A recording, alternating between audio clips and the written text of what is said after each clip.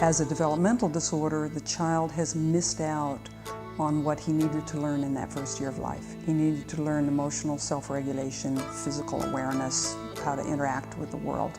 Say thank you. Yeah, you're welcome, Josh. See you later. Yeah, I'll see you later.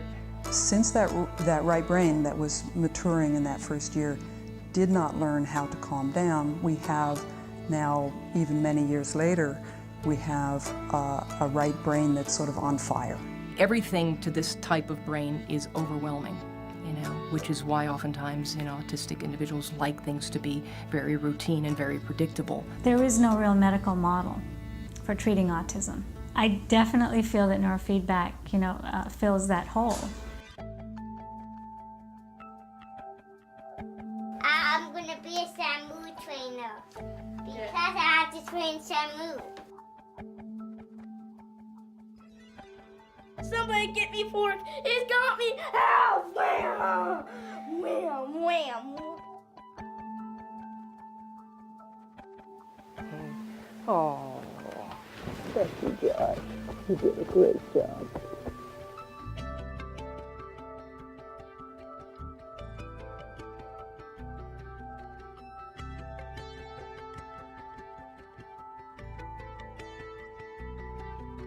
It's been such an emotional roller coaster with him over the years of having autism, going to school, not going to school. We were told it was gas. We were told it was, she was sensitive, or maybe she was allergic to certain foods or whatever. But now we know it was sensory integration disorder, related to autism. All of a sudden I heard a lady yell, "Why are you yelling at me? You shouldn't be yelling at me, young man." I looked at her and I said, "Is there a problem here?" She goes, "Your son was yelling at me and I think that's very disrespectful." Okay, he's got autism and he makes noises, but I don't think he was yelling at you. Well, he should wear a sign or something that says I have autism.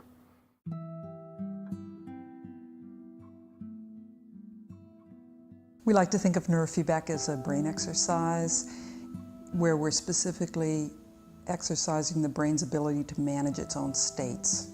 So to be calm enough, to be awake enough, to be focused enough to do what you want to do is the goal. It's like brain yoga in a way, there's a stretching and a strengthening. This type of brain exercise, I think, can really have a profound effect on helping people just feel and function the way they were meant to. And just like a mother wants to shape the child's behavior, we do this one level down at the level of brain behavior. Good job. I know some moms that have kids that are really autistic and have a hard time getting them to bed, getting them to eat, getting them up to go to school, and they haven't seen neurofeedback. And I'm glad I found it.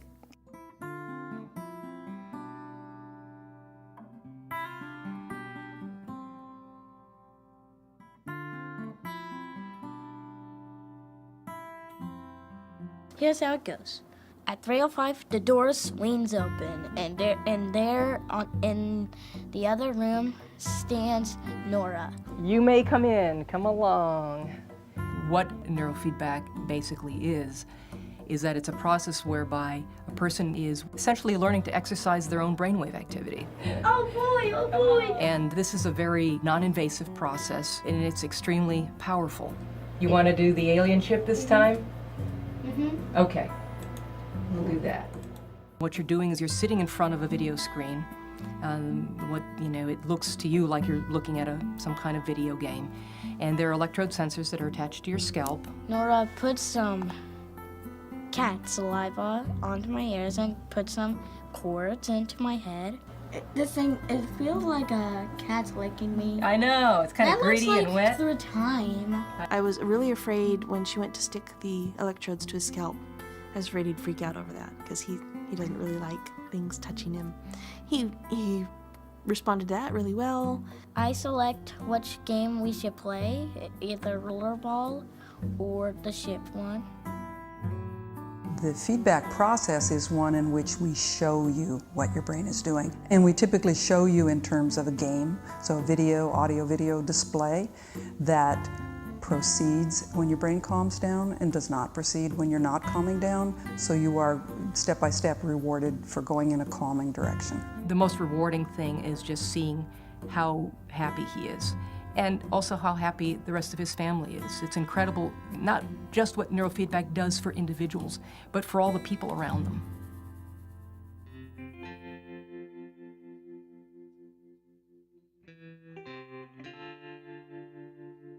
And that is the map of the whole states of the United States of America. I think neurofeedback has allowed Lily to go beyond one dimension. I think it was in our second month of neurofeedback, and Lily, I was thinking about something and I looked serious, and Lily came up to me and she said, "Are you okay, Mom?" And it just floored me. And because anyone who has a child on the spectrum knows that they have real challenges reading nonverbal cues, much less facial expressions. So that was huge.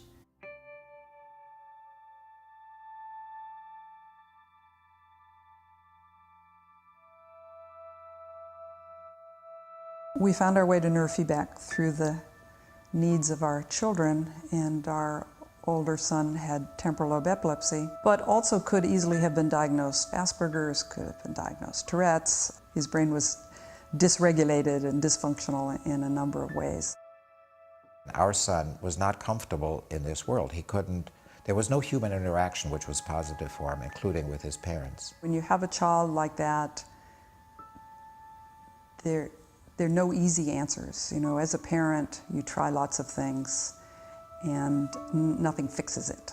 So you have to just, you know, plod on and do the things that get you a little bit. And when we discovered neurofeedback, we took him to another therapist who was doing this, it was so profoundly helpful for him that it got our attention, and we ended up getting involved in the field. So I learned, probably most of what I learned from Brian. As a matter of fact, our own son's case is a paradigm for what we now do with the autistic children.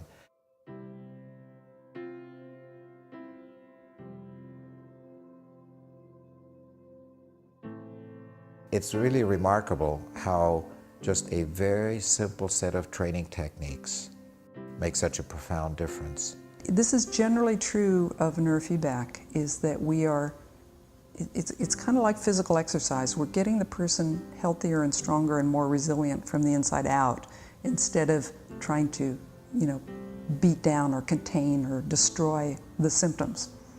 And that's a beautiful process for the person who's experiencing it, and also, of course, for the family. But the first thing was sleep. Literally after the first session, her sleep was awesome. From what I've seen in my own practice and, you know, from Dr. Pineda's study, I definitely see it as becoming very much more mainstream, especially because it's non-invasive, and it helps a lot of other comorbidities.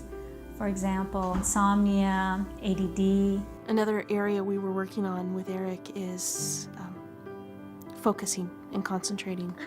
11 minus 2 is 11. And he would sit down to do his homework and, Mom, I need this. Mom, I need that. Oh, look over there. He will now sit and go through a deck of flashcards voluntarily, through the whole deck, flip him over, do the other side, all by himself, no distractions. It's amazing. The kids started seeing that she was more like them than she wasn't. I strongly feel the more we do now, and the more work from the inside out we do, the less we're going to do later. I don't know a lot about neurofeedback. I know enough to see the changes because of seeing him in that chair and him be down and then 5-10 minutes later be excited about something. Any parent wants to see their child be successful. and feel happy. So for us, it's huge because, oh no, because that's my goal. Cognitively, she's gonna be great. She's gonna do fine. However, the processing systems interfere with cognition, and if you don't support the processing systems and support a happy child, what do you have?